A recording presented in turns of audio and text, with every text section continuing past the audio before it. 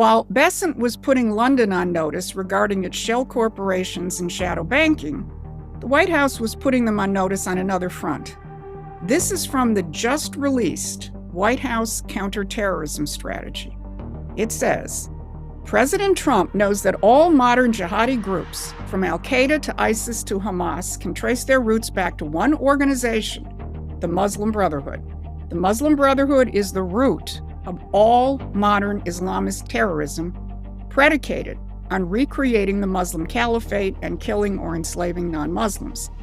Given the Muslim Brotherhood's key role in promoting modern terrorism, we will continue to designate its branches across the Mideast and beyond as foreign terrorist organizations to crush the organization everywhere it operates. That's the President of the United States identifying the Muslim Brotherhood as the root of all modern Islamist terrorism. Well, if it's the root, who planted the seed? After decades of sponsoring and protecting various radical Islamic fundamentalist figures, British intelligence settled on the Muslim Brotherhood back in 1928 in Ismailia, Egypt. That's where the British Suez Canal Company and the British military were headquartered. The British Suez Canal Company helped the founder of the Muslim Brotherhood build the mosque, which became its base of operations. And from then on, the Muslim Brotherhood was used by British intelligence, and often their little brothers in American intelligence, against nationalist movements throughout the Mideast. All of this to protect the empire's economic and strategic position. Now, if you want to dive into the history of this, check out either or both of these two books, Robert Dreyfuss's Devil's Game or Mark Curtis's Secret Affairs. Both are extensively researched and documented, but Curtis's background makes his especially interesting.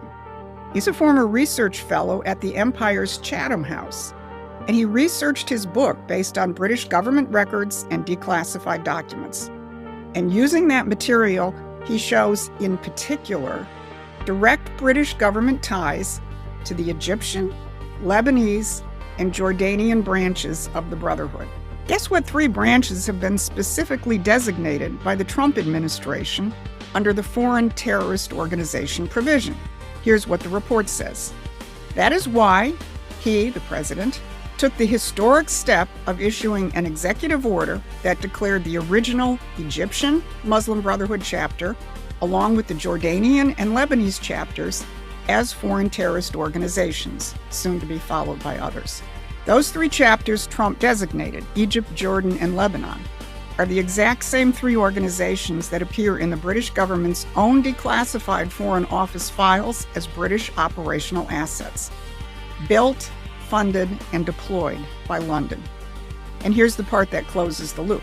When Curtis filed Freedom of Information requests for details on the Foreign Office's more recent contacts with the Brotherhood, meetings that the British media is not going to report, the Foreign Office refused to release them, citing the public interest.